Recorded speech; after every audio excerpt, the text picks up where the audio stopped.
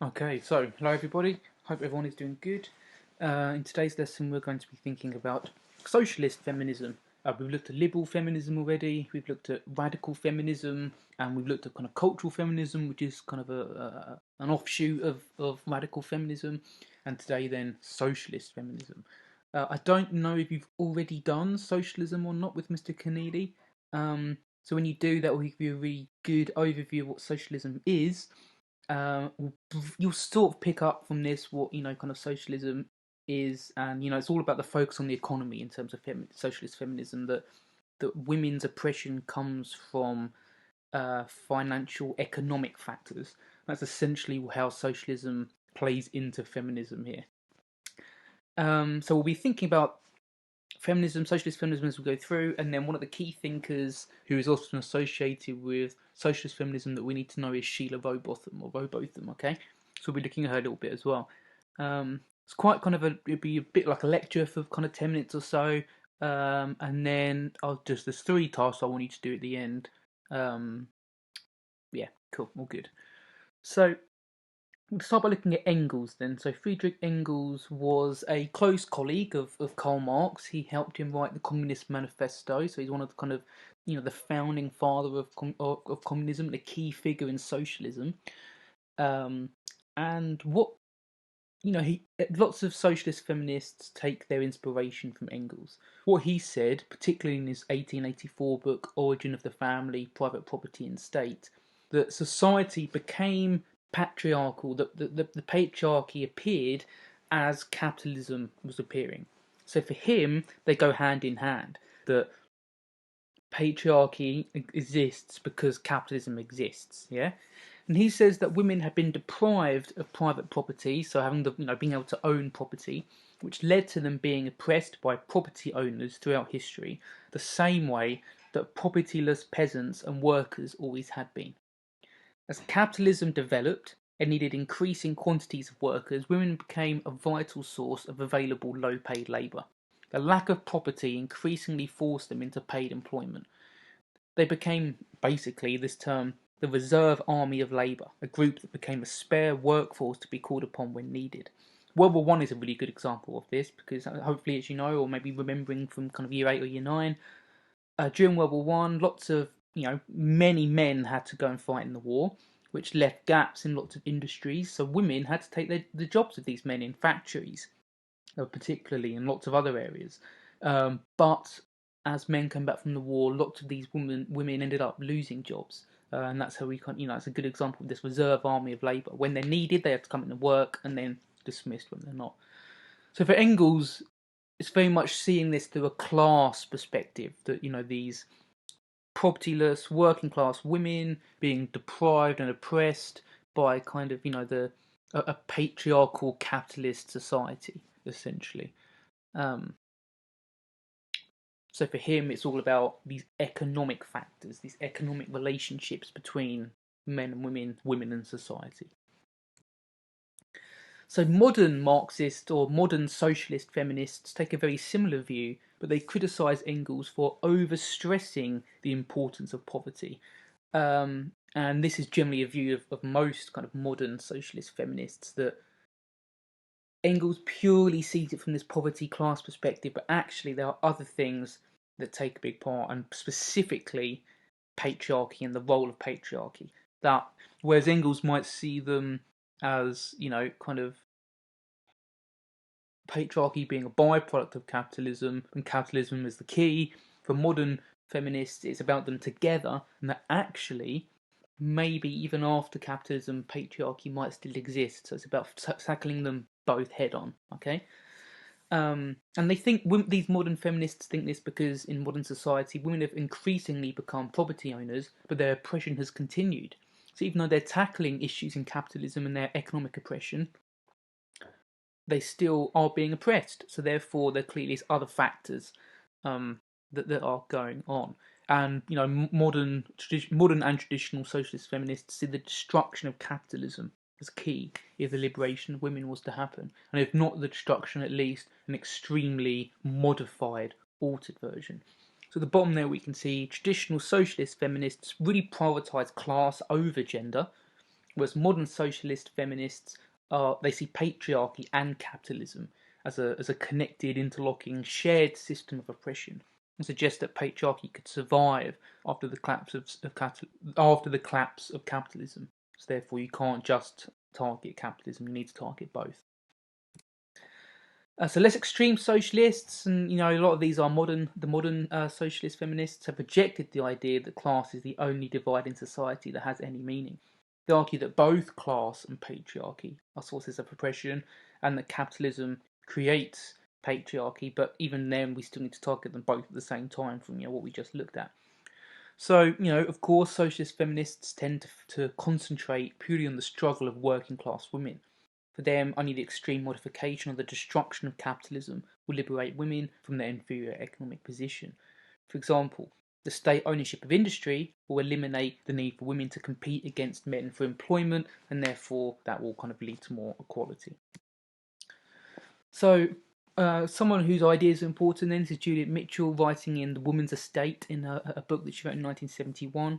She argues that women are oppressed in four ways: reproduction, sexuality, socialization of children, and through production. She argues that some of these, yes, are caused by capitalism, but others clearly are not. And therefore, women need to fight both capitalism and patriarchy to be able to create a classless society where men and women can work alongside each other equally as equals. Yeah, so again, it's not kind of this Engels perspective of it purely being about class, it's about economic class, capitalism, and patriarchy, male cultural dominance, societal dominance in a patriarchal state. So, recap very briefly then, it's important that we know the difference between all the types of feminism. Liberal feminists, they concentrate on issues such as equal opportunities and equal pay for women, kind of working within the capitalist structure that we live in, essentially.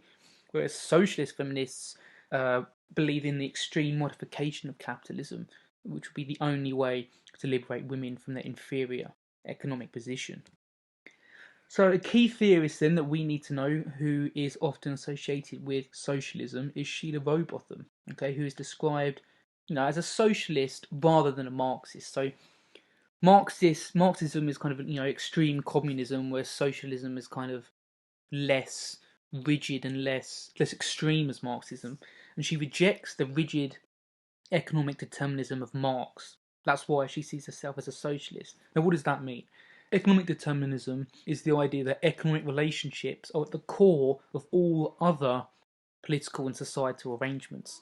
Sheila Rowbotham doesn't agree with that. She thinks that there are some other factors as well as the economic relationships, essentially the patriarchy. Yeah, for her, female oppression does have these economic roots and elements, but it also comes from the traditional nature of the nuclear family and the cultural dominance of male sexuality. So, the patriarchy. It's the economic issues, it's capitalism, and the patriarchy. So for her, economic liberation and equality of women is key for the sexual revolution, but it's not enough alone to liberate women or to raise the consciousness of women. It's this duality between patriarchy and economics. So above all, socialists then seek the liberation of women from their economic dependence upon men. The dependence begins in the home, but extends to the economic world in general. And a little example here, the Chicago Women's Liberation Union, which was founded in 1969, led the socialist feminist movement in the USA. It was committed to a two-pronged attack on patriarchy. First, had to distribute power evenly in society so that working class women could benefit. Only, you need to raise working class women up. And a change in culture, specifically the education of women to have more kind of better consciousness and understanding. So are women inevitably oppressed and discriminated against under capitalism? And this is an interesting question. Does capitalism itself automatically oppress and discriminate women, as Engels might suggest, that capitalism is inherently a patriarchal, oppressive system for women? Let's look at the yes arguments. As long as men dominate positions of economic power, they will discriminate against women. The predominance of women playing domestic roles means that men are bound to dominate economic life. Women's innate lack of aggressiveness and competitiveness makes them ill-suited to the world of capitalism then. So there's some arguments there saying that yes, women are inevitably oppressed and discriminated against under capitalism. Let's look at the no arguments. Women are making progress, albeit quite slowly, in achieving senior positions in economic life. There's still a lot of progress to be made, but they are making some progress. Once a critical mass is achieved, male domination will cease. It is no longer inevitable that women must concentrate on domestic roles. Women can play a full part in economic life outside the home. There is no such thing as the innate non-aggressive nature of women. They are able to deal with a competitive world as well as men. In addition, even if women are naturally more caring, this will make for a more human and just form of capitalism. So it's interesting here. I want you to maybe just think about which side do you agree on. Do you agree that yes, women are inevitably oppressed, or no, they are not? You can almost sort of divide this up as well, that there are people that argue yes, might be the socialist feminists thinking that we need to, destroy or alter or modify capitalism.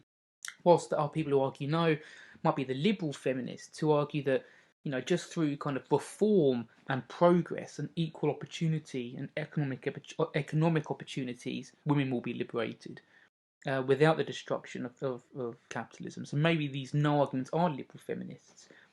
There's also an argument here, I guess, between difference feminists, the equality feminists that we looked at last week. Are the differences between men and women really important? Are there differences or not? Yeah. Should we focus on women having certain characteristics that men don't, or that men have that women don't? Yeah, that kind of comes into this as well. So it's interesting to kind of think about what is the case here. So 3 tasks then overall. What we need to do is, number 1, make a detailed mind map or poster on what socialist feminism is and what they believe in. Make it detailed and awesome, colours, detail. Make it really cool. Special brownie points for whoever makes the best one, and I'm excited to see who that will be. Maybe I'll think of some kind of prize. I don't know. Task 2: write a short paragraph answering the following question.